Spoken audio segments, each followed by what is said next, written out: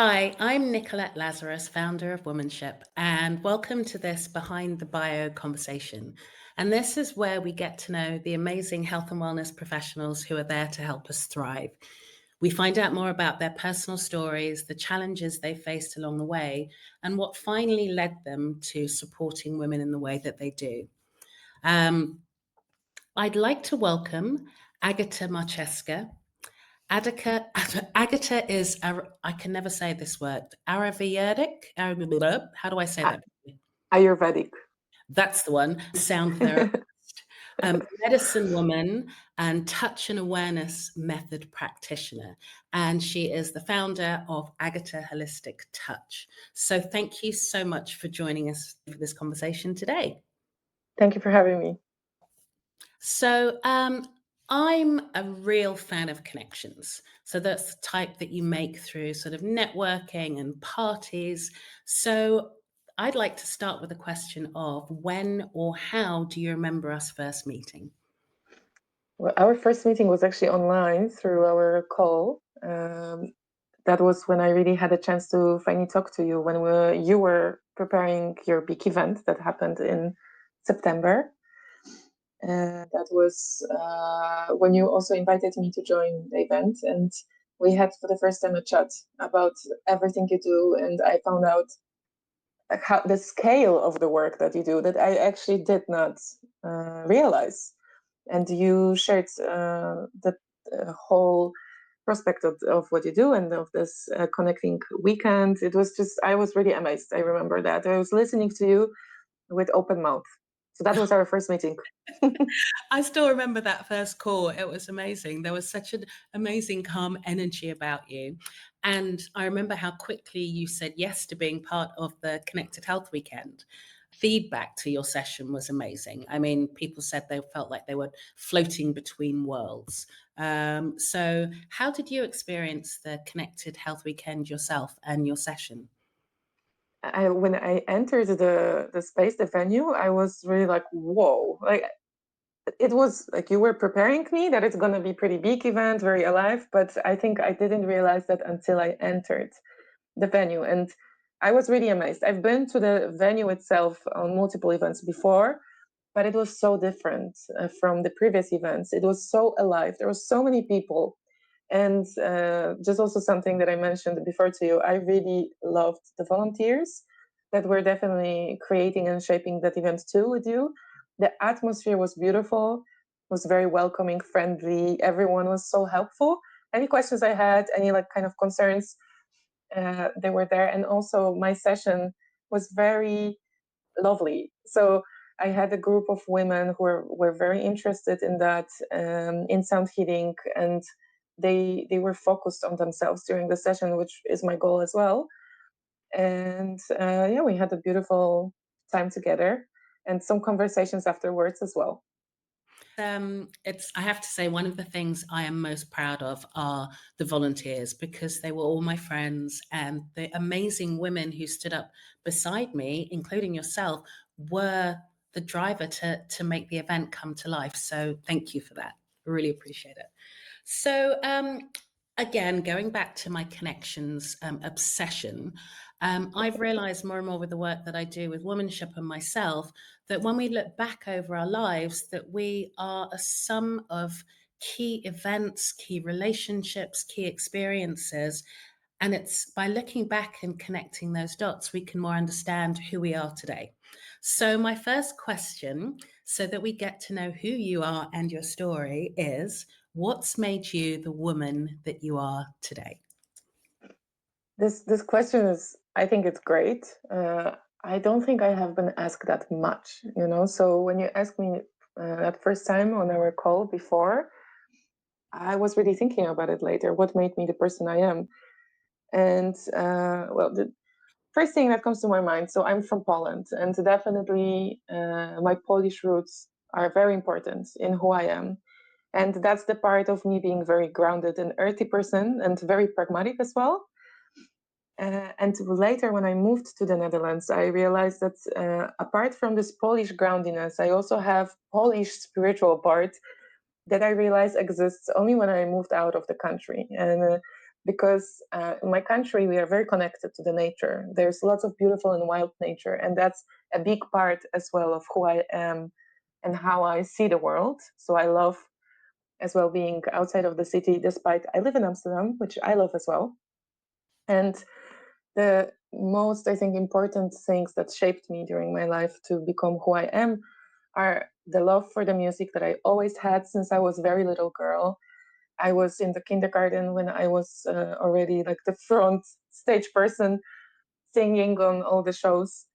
And also, I knew all the other parts of other kids, and if they would be scared or they wouldn't want to go and sing, then I would do it for them. I knew all the lyrics as well. So I was always like the stage person since young age, and then later on, I had teachers, vocal teachers, where they were teaching me the vocal techniques. So that's where my voice was shaped, and I knew always I want to work with music, but also that practical and pragmatic Polish part was telling me that's not something that I can live from. So when I finally become like adult person, I thought, okay, this can be only my hobby, and I have to go into like more office work. When moving to the Netherlands, I went into typical office work. I work for a very big company in Amsterdam. I had actually pretty interesting and exciting job. I was organizing events for the company, and this company had a couple of thousand employees, so there was a lot of events happening. It was really fun. However, at some point, I realized that I can't do this anymore. There's something has changed in me, and I felt like I'm burning out. And then suddenly, I just turned around me, and I realized I just I can't. And that's when I realized I am already in the pretty big stage of burnout. And here again, I want to mention my Polish roots because it's quite important. I didn't want to kind of like believe that. And I didn't want to admit that I am burnt out because in my culture, where I'm coming from, mental health was never so important. Maybe now it's changing since I actually moved out. There is more awareness, but before there wasn't. I couldn't agree more. I think it's exactly the same for, my culture. It was people have always had to work hard, and burning out is such a luxury that people Yeah, in exactly. Western environments, also in the UK, again, maybe more now, but it was something that you never spoke about. In my Yeah, industry, if you would have burnt out, you would never get another job back. exactly. Yeah. So So before we go into the burnout, I'm going back to Poland. So tell me about your family growing up. Tell me about life. Well, I grew up in a family house together with my sister, my parents, and the other flat, the same house. There was my grandparents that we were very close to. So actually, I had this again luxury that my grandparents were a very big part of who I become, and I see that now very very clearly. That many things that I've been taught by them, by my parents, but also my grandparents, are a big part of who I am. And actually it makes me really like emotional because my grandma, she's still alive, she's 94, and very often when I'm in Poland we are talking about my work. She is very interested in what I do, which I love as well, that I can share that with her. And the older I am, the more I realize how much my family shaped me. So my home was always full of working. So yeah, my parents were working very hard. My sister was like working very hard as a student. So I saw that work is big part of life, and there's no space and time to really like just sit and wait. But if you want it, you get it. You got it. And so my parents taught me that hard work is important. My mom definitely was always super social and showed me the kindness towards others. I remember coming to her office when I was a child, like school child, and she always was telling me that you say good morning to everyone in the office, like to the cleaning ladies, to the coworkers. And I always really appreciate that she had this respect for everyone. So that's also where I'm coming from. I What did she tried. do? What did she do? Well, she's retired now, but before she was also working in the office, many other jobs. Okay. So you grew up with that almost connection ability, being given that ability to see other people. Yeah. Yes, definitely. Yeah, that's the part that I got from my mom. She was always super reaching out to people. My mom is super social person until today, and she goes to my retreats, Oh, she goes wow. to my sessions, and she has a great connection with my friends. And we just came back from retreat in Poland like 2 weeks ago. My mom was there, and she was one of the most popular participants in the group. uh, so yeah, that's also what I got from her: the community vibe, the need of being with people and reaching out. I love that. And so, what was your father like? Well, my dad is a bit more homestay, like he likes his space. So he taught me that home as a space should be safe and should be very much like a place where you can really rest. So my dad is much more focused on creating this fire inside the house and being very, very also pragmatic. He's very pragmatic. So he was the one challenging my musical love. So he was suggesting that maybe it won't be possible for me to pursue it as a career.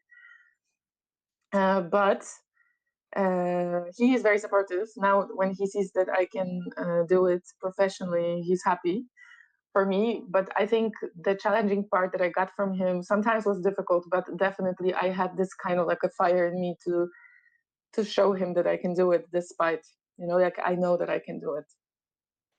So, how was growing up after that sort of teenage years? Did you have a very smooth sort of development of life overall? Um, I think I did have pretty smooth. Like I had like the let's say like right steps in development. So I graduated high school, then I was studying. I have master's degree in as an engineer. So I was studying something completely different as well. I was studying mathematics, biology, and chemistry, which was just because I decided to choose something logical, not followed my heart, because I thought like this is what I should do. And I'm super proud I did graduate. I became master engineer. However, I knew I will never pursue it as a professional career because it's just my heart wasn't in it. But at least I have that experience, where I did something that was actually pretty difficult for me because I'm not super mathematic brain. But nevertheless, I managed. So I'm glad I decided that I want to follow more what I really like to do.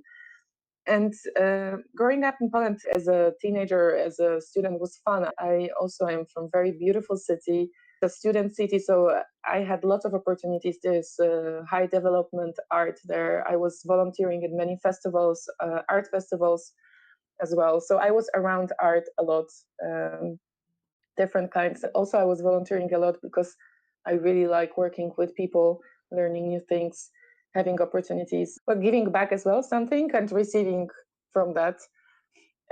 So when I left Poland for the Netherlands, it wasn't because everything was gone in Poland or something was working wrong. I just really wanted to experience a bit different opportunity and see how it goes if I will be living abroad. Also challenging myself to set myself up in a completely new environment without any family or friends.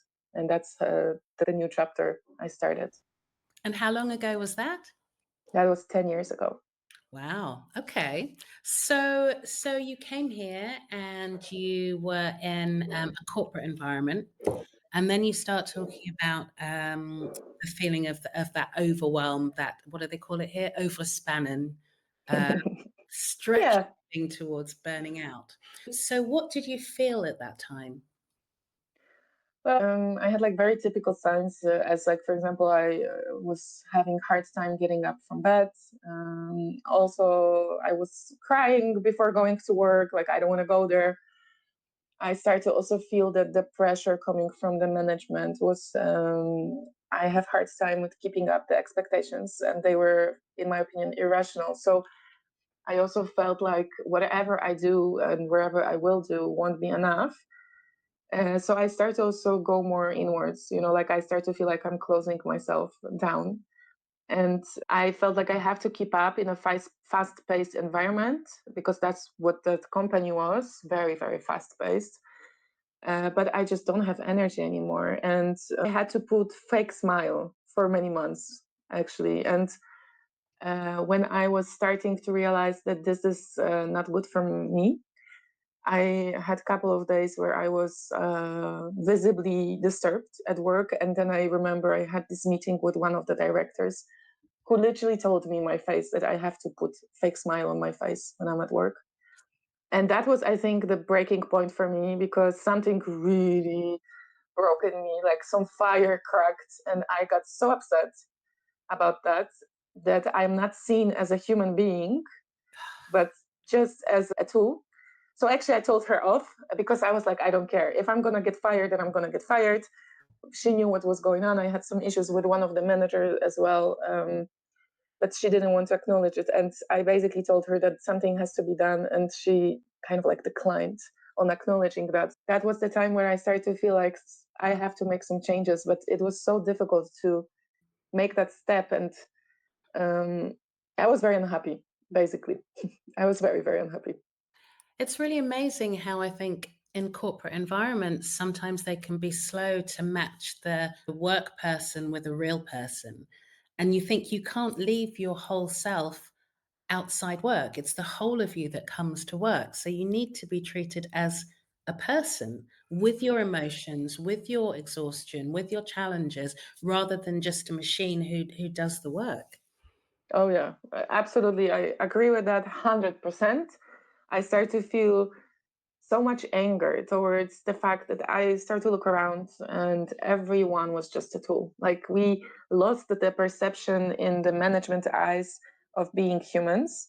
And it was really bothering me. I was really furious about that. And one of my friends listening to me, she's in Poland, she told me, you know what, I don't think you can make it in a corporate environment because this is exactly what it is. And you are too sensitive to stuff like that.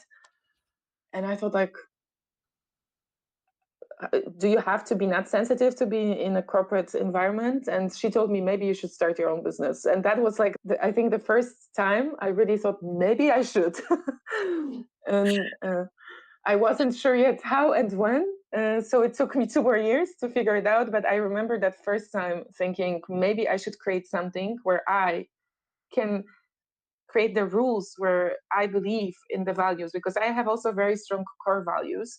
And I noticed that during that work that if they are not met, that's where also I am burning out because I feel like this is not human. And I want life to be human experience for everyone. Maybe it's a very generic way, but basically holistic way, that we are everything, just like you mentioned, with our emotions, our struggles, our good sides, but also difficult parts.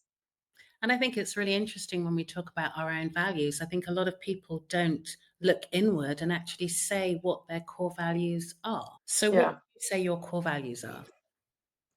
Well, respect for others, for each other, and understanding that human being is not only one thing. It's not only the front face.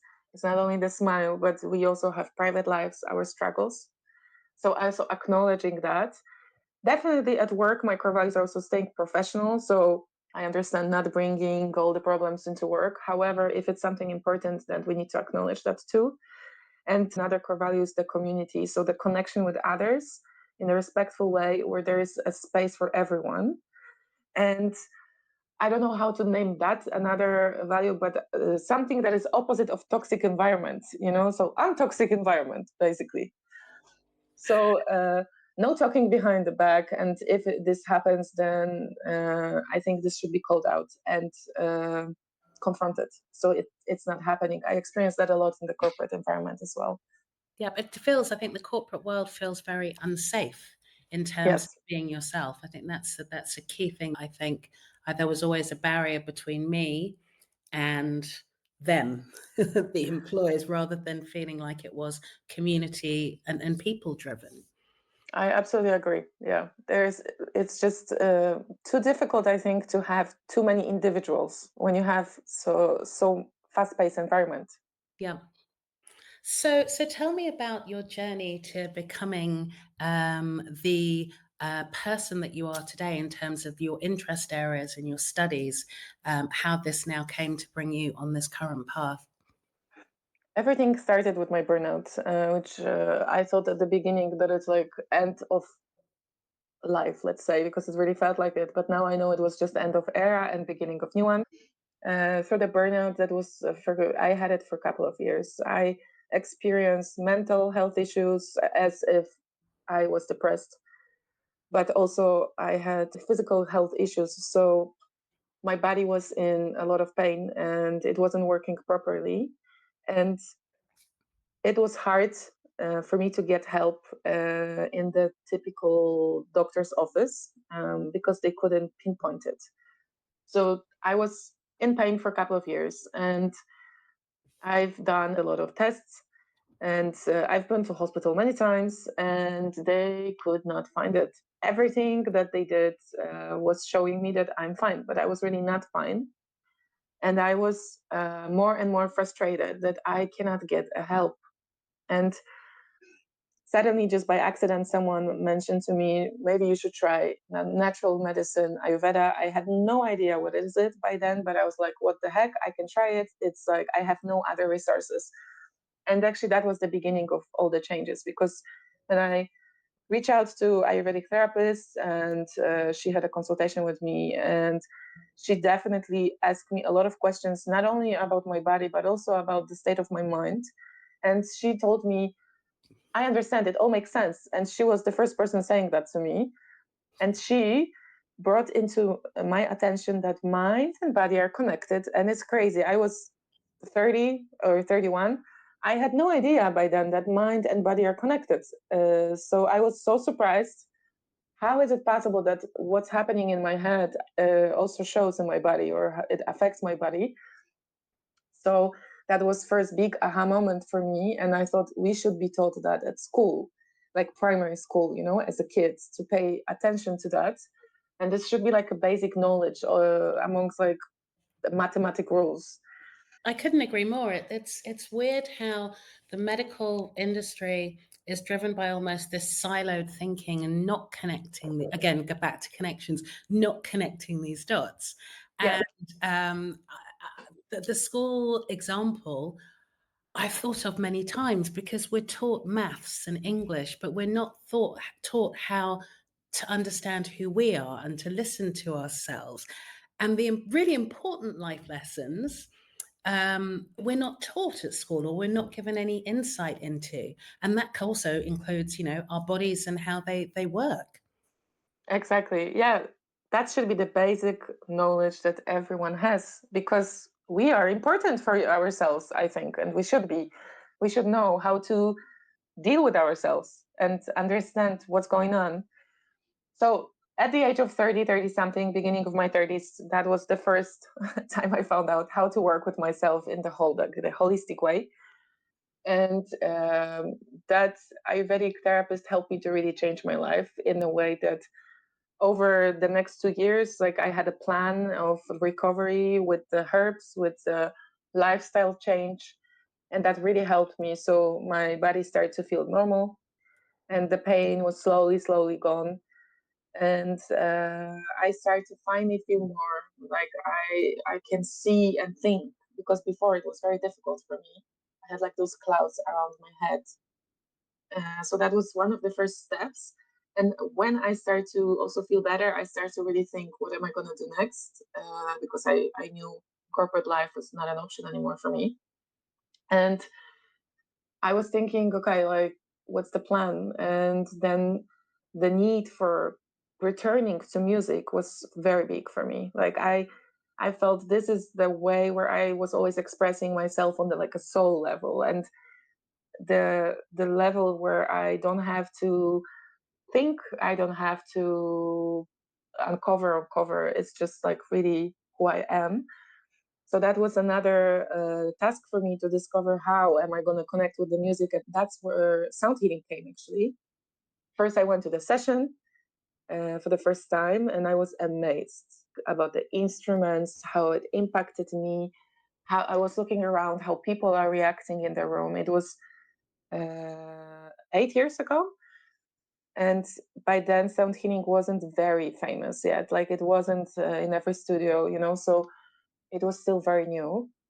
And I really felt like this is the future. So after that one session, I decided I will definitely move into that direction. So I did my research and I started to reach out to sound therapists from all over the world, as well in Poland. It was not so many, so it was pretty easy. And people were very friendly as well. And many of them wanted to help me, to support me. Many of them also offered their tips. Some of them even offered me to use their instruments, like to play with it and see what I like, what I don't like. So that was really amazing. And gave me some kind of feeling that I am onto something. And so that was the very big second step I did for myself with sound healing. And I started to pursue that. I love the fact that you got the support of other practitioners. It's seen as welcoming people into the family rather than, oh, there's another one making competition. I think that's so important. You feel that with people who are there to help others, that they also will give their help really freely. Yes, I was surprised how easy was that. I didn't expect that because I am actually pretty used to, maybe also from the corporate world, to just like be very careful and maybe being seen as a competition. But that was super nice. Yeah, and then community by then was really small as well, so it was more friendly, I feel. So tell me a little bit about what I can never say the word Ayurveda. Ayurvedic, That's Ayurveda. the one, Ayurveda. I've got to get that right. Ayurveda. Tell me a little bit about what Ayurveda is and what sound therapy is. So Ayurveda is a natural medicine coming from India. It's between 4,000 to 7,000 years old. It's until today used in India on the same way how it used to be in the old times. It's based on the knowledge from Sanskrit, so it's very ancient. And what used to work by then mostly also still works nowadays. And Ayurveda is a system that assumes that every person is different. Every person needs different solutions. We will have different bodies, different minds. So therefore, we have different needs. And everything is around being in balance. When you are in balance, you're healthy. When you are disbalanced, then where the issues start to happen.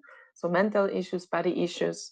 And Ayurveda also believes that body and mind are connected and they are influencing each other. So if one is out of the balance, then the second one will also start to follow. It's really, really rich. I think I could study it until the end of my life and I would probably still not know everything. But basically, it's a connection with the lifestyle, with the food, but also with the treatments. And it's my favorite part. So I am an Ayurvedic therapist and Ayurvedic massage therapist. But I like the most working with the body through the treatments. So it's a massage, but also treatment that is focusing on some special complaints, like, for example, pain in the body, or there are special treatments for eyes, especially for those who use computers, or have some vision blurred. With ears, with jaws, there's just so much with pain, with joints. And it's all also based on the natural ingredients. So it's the oils. There are different oils that are used, and herbs as well. And it's really amazing. I think it works great. It worked perfectly for me when it was helping me, and I really believe in that system. Basically, it says that we are connected to everything that happens, and life should be looked at in a holistic way. So that's the Ayurveda. I love that. I think it's so important. Medicine seems to think they need to reinvent things. I was speaking to someone the other day and she was saying that we have sick care. We don't have health care.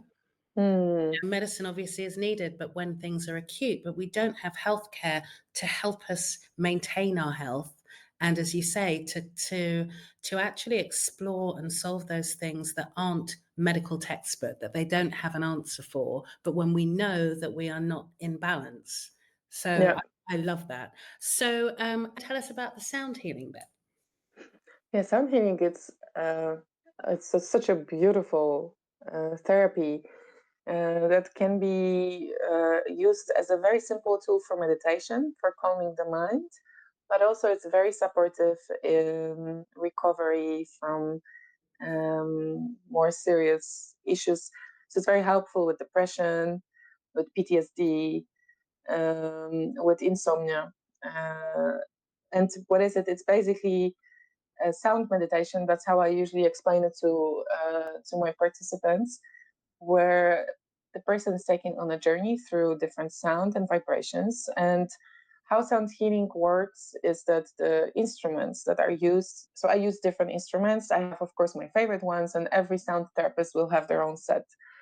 So mine's are usually crystal balls. I have gong, I have shamanic drum, and many, many different ones. And instrument has different frequencies, and they all also produce vibrations, and those vibrations are reaching the body. And our body is made out of water in like 70-80%. That's really a lot. And that's where the magic happens. So when the vibrations are there through the music with the frequencies, the water starts to move in our body, and whatever was or is stuck where this balance is, then the process starts. Also, sound is a very intelligent tool. It travels usually to the parts of the body that they have a bigger resistance. And that's where also sometimes during sound bath, you can experience strange feelings, like physical feelings. Like you can uh, experience things like vibration, tingling, some kind of pulsing movement. Sometimes it's a bit of like a painful part, that's something that maybe was damaged before in the body. It speaks up again because it's healing still. So that's one part. And the second part is also what it does to our mind, because I think it's very interesting too.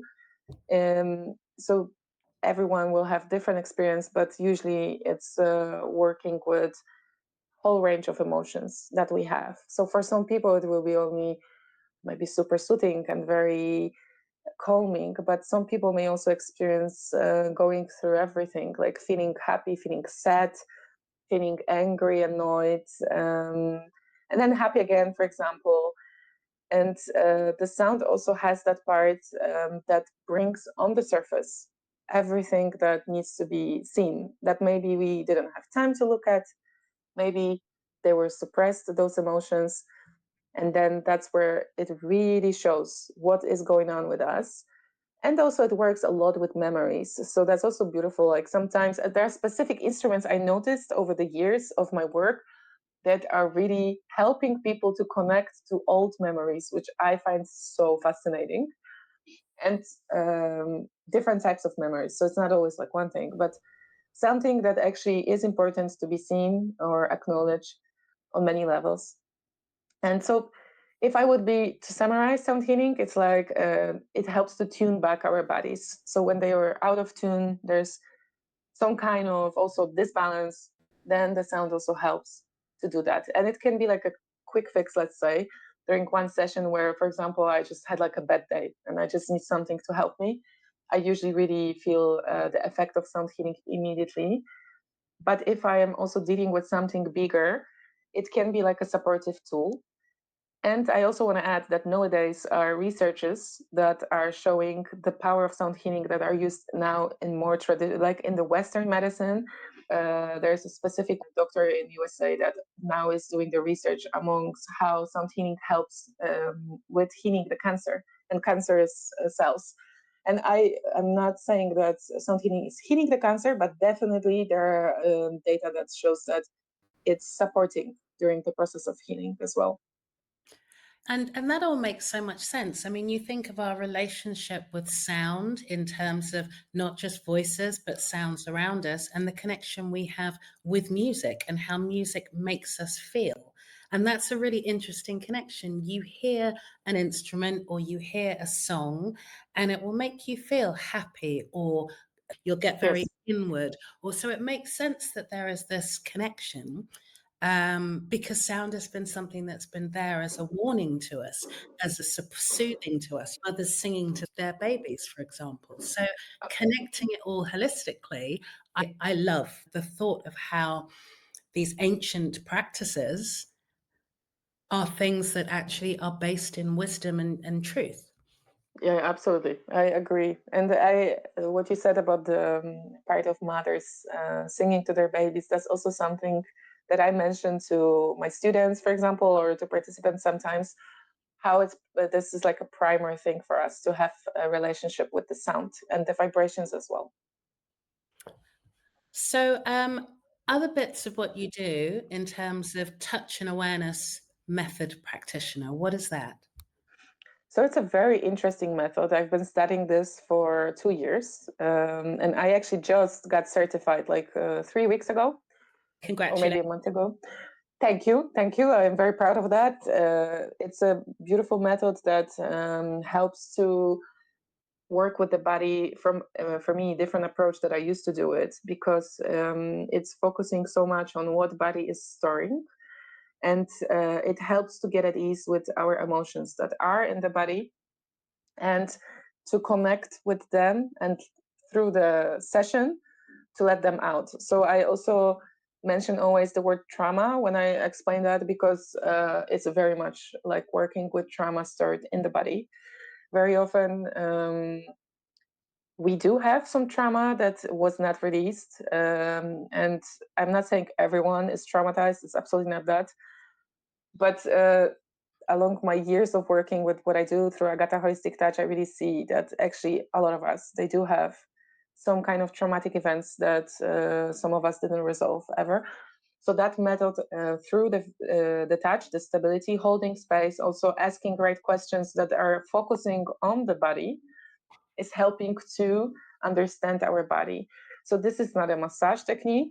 It's a technique where the person lies on the table, and through the touch, we go into the body and try to understand what is going on in the body. And it can be also when someone just doesn't feel really like 100% today, or something is hurting in the body. So through all those tools that I also mentioned before, like sound healing or Ayurveda, I learned that usually it has some emotional base. So we also try to get there if it's possible. So through the questions that I ask and through the touch, it helps to get at ease the person first with themselves, and then also really the connection with the body, because that's what this method does, is to bring back the connection that I think many of us actually lost with our bodies. And I started to study this technique when I was already Ayurvedic massage therapist, so working with bodies, having clients, and I was so surprised how much I still didn't know about the body, how it reacts, and what does it really hold for so long. So for me, it's also very beautifully confronting technique, because once I really acknowledge some kind of discomfort in my body, and I try to realize what is the source of it. That's the confrontation part, because sometimes it's something that maybe I'm not really happy to look into it. However, once I did it, I had like huge improvement in my body as well. So I can tell as well that when I practiced on myself, I had big shift as well in my health. It's strange that, we talk about trauma, and I think trauma is different for different people. So I don't think there's anybody who doesn't have trauma in one way, shape, or form that has affected who they are today. Mm. Mm-hmm. And I think it Yeah. takes courage to make that inner listening come to life. So I think people feel that their bodies are not right. They don't feel well in themselves, but it takes courage to actually explore why they're not feeling well. And I love the way that it's through understanding the mind body connection that this actually comes to life. So, what have you learned about yourself through the work that you do? So many things. I learned that body and mind are connected. That things that happened in my life, even long time ago, that they were traumatic in some way for me, and I didn't deal with them. They were still in my body until I want to deal with them, and they will actually have a huge impact on my health. I learned uh, how strong and creative I am. And I also learned that it's very important to stand up for yourself. to speak your truth, and to do what you say and say what you do. So that's also something that I really, really try to do in my life. To not just sit in front of people during, for example, my shamanic ceremonies and talk about how we are all connected to the nature, and then I'm just like, whatever, I don't care in my life. So I try to also see how and where I can do some good, um, and how community is important to me. That's also I learned that it's so important for me to have some sense of belonging, and I see we people we do have that in general. I love that. I love what you've just said. And also, again, coming back to that connection point, whether it's community, ourselves, with what we say and do. So it feels holistic. Uh, Yeah. so, so you're someone who works with energy, in such an embodied way. How do you stay grounded when you're constantly holding space for others? Do you have like Yeah. rituals and practices and things that anchor you? Yeah, that's a very good question because I've been learning that along the way. So I made my mistakes. I paid for those mistakes, and now I see how important that is. So from the basic stuff, so I try to use the opportunity to go outside and to be with the nature, to just stay in silence. I love listening to music, but I also love silence. And sometimes on a daily basis, I really need those moments where nothing around me is happening. So that's also for me the part of grounding. I do also like simple things like breathing techniques, but other things like I cook my food, I bake. So also like I love doing things with my hands and connecting with those earthy things like vegetables, for example, or fruits. And my mom told me as well the big power of working with plants, like repotting, potting. So that's also where I try to do it whenever there's a need on my balcony or my plant area. What else I do when I ground myself? Well, I try to remember just the fact that I am a human being living in a human body, and I need to also stay here. So barefoot on the ground as well, talking to people about not only spirituality but also about just regular stuff. I try to also remember that life is not only about this like super high spiritual experiences that actually I do have, but I also love to have like regular stuff. Just go for coffee with a friend and go to the movies and see that life is also about those little things, and to not stay only in this high moment, so I can be also here basically in this life. So many useful tips there. We've worked with a nature coach before, and I Mm. hadn't realized that importance of just sitting on the balcony, same thing, and feeling the soil in your fingers and having that Mm. connection to something that's living and growing, and the fact that that small amount of focus can bring so much clarity and change to how you feel as an individual.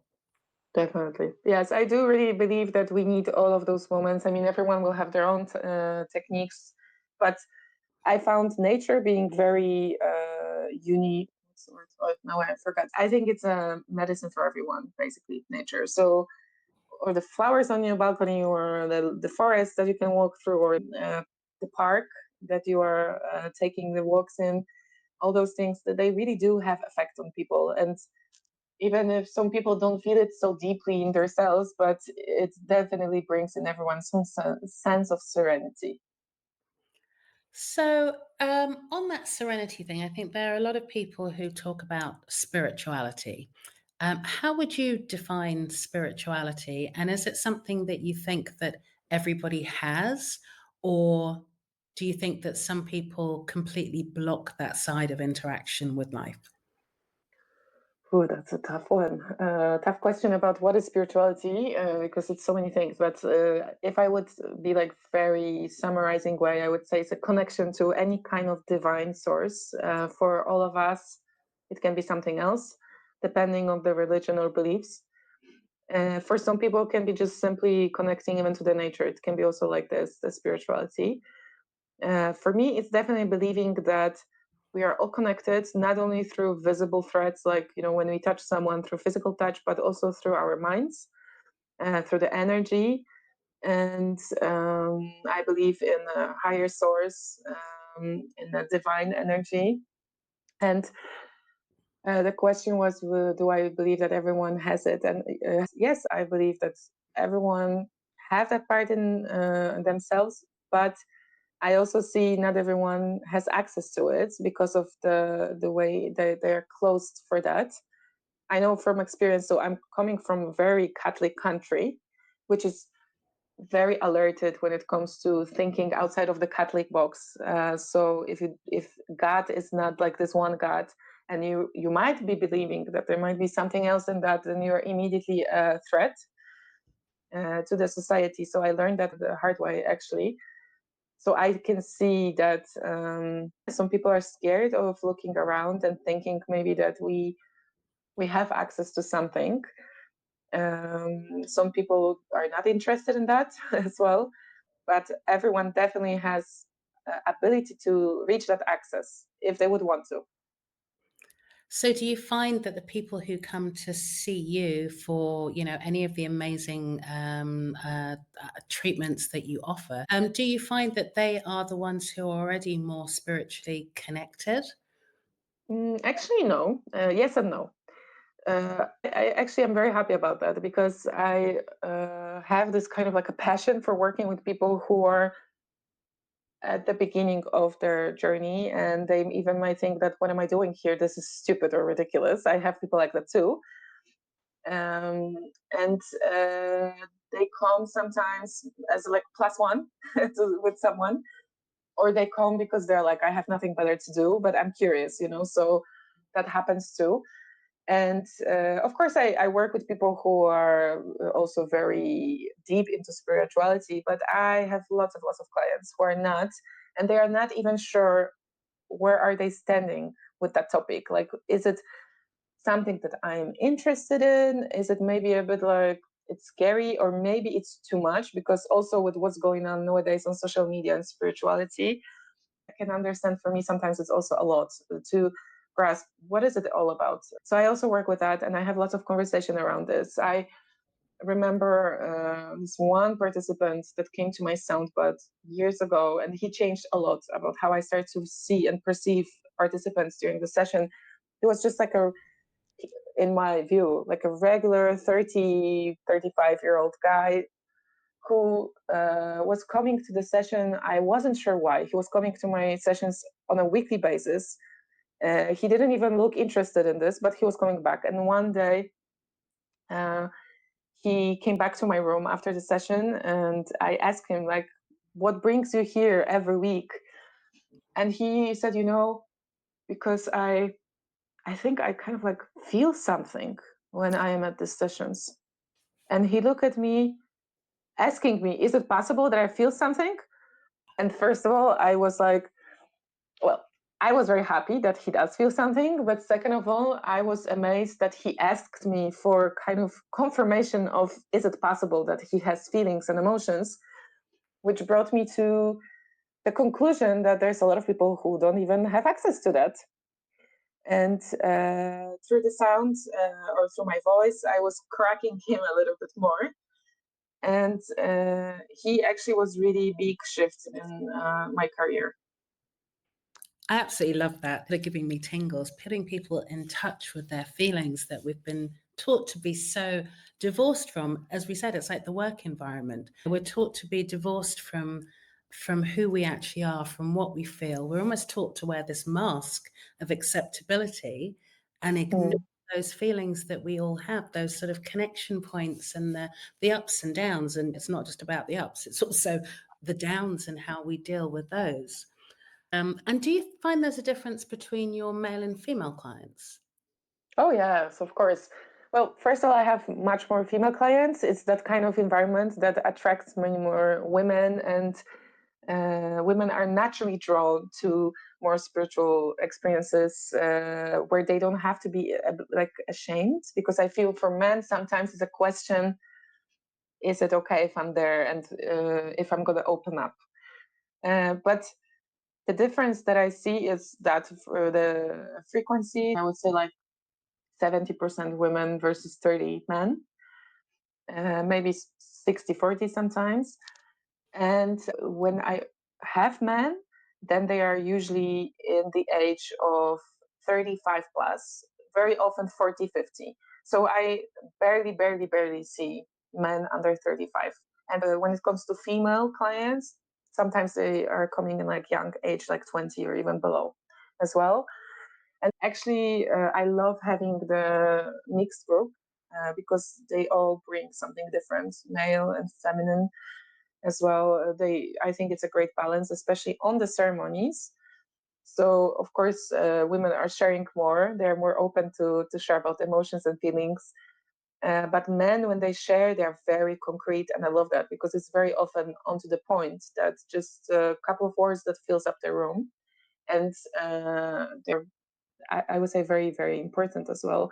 So if I could reach more men, I would be very happy because I want to give them space as well for being in touch with themselves. And sometimes I do also have conversations around how there's not enough spaces for men to just open up. Men's circles, there's not as many of them as for women, because for women there's a lot things happening, and for men it's much less. So that's why I like to keep my sessions open for both genders. Because it does take both sides. We need of each other to balance things. I think it's interesting that what you said about sharing, because I find a lot of times women don't share what they're going through, even with themselves, and that's a lot of what womanship is based on. But when you Mm-hmm. put them into these environments where they actually feel safe to experience their bodies and their feelings, it's amazing how much they will open up and share, Yes. how much lighter they feel through sharing. Yes, yeah, that's true. Yeah, I also see a huge difference in that. And my husband is a great example as well. He comes to my sessions, I'm not like saying every session, but he is there at least once a month. And he always shares with me what's shifted after the session, how did it impacted him. And I see that when he does it, he kind of helps other to share that as well, to like just share, and also especially to other men, but women too. So, another thing on connections, you are running a session in Amsterdam on the 29th of November. Can you tell us a little bit more about how that session came to life and what you'll be doing? Yeah, so it's a 1-day retreat. So we called it Heart Opening Retreat. I co-organized it with my very dear colleague Mariam. She is a yoga teacher, so it's a couple of hour event where we will bring together a group for focusing on the heart through yoga, through cacao ceremony, through sound healing, and through sharing circle as well. How did it come to life? So I actually really like organizing retreats, and I do it most of the times in Poland because I have some kind of like connection to be back there. But my wish is to also root more here in the Netherlands. And I like to organize events on my own, but it's sometimes also pretty lonely to do that. So I was looking for someone that I could share that on the same passion level as I am. She's just a great person to be around. She's very passionate. She's super funny and very excited as well for that idea. So we immediately created that event when I had this idea, and she brings a lot of expertise on yoga level and meditation and breathing techniques that will be there too. She loves also sound healing and cacao ceremonies. So it's like we believe in everything that it's going to be there. We practice it as well. And actually, we are almost sold out. We have 3 less tickets left. So I think it's going to be really exciting event for anyone who wants to spend a bit more time in the space with focusing on their well-being, but don't have time to leave the city, or maybe there are things that are keeping you in the city. So we want to create that space, this the oasis for anyone who would like to give themselves a bit more time. That's fantastic. And we will have in the notes a link to that event. Hopefully, you'll also put it on the platform as well so we can see it there and people can sign up. Yes. So, before we go, any final thoughts in terms of maybe how and why women should make this step to self-care or to seeing the services that you offer and trialing them? Good and hard question. Well, I believe that taking care of yourself on the whole level is very important. So I am all in for like facials as well, and just beauty treatments. They're amazing, but it's also very important to take care of us in the form of everything, like what's going on the mental level as well. And I invite anyone who feels like they don't know where to start. They are interested in what I do. They are interested in Ayurveda or psychedelics or sound healing, any body work as well. And they are a little bit interested in spirituality, but they're not sure. Maybe it's a bit too heavy topic. So I'm very happy as well to connect with people who are in doubts if this is for them, and for anyone who enjoys looking at themselves in the like a whole piece, like holistic way. Thank you so much for joining me today. Thank you for your presence and your calm and this reminder that healing doesn't always have to come from doing more, but from actually tuning in, as you say, tuning into ourselves. Um, Yes. Thank you, everyone, for listening to this. And if you'd like to experience some of the wonderful sessions that Agata does, then please check out her bio on the Womanship platform. Agata, thank you again. And saying to everybody, please remember always share more in order to worry less. Thank you so much for having me.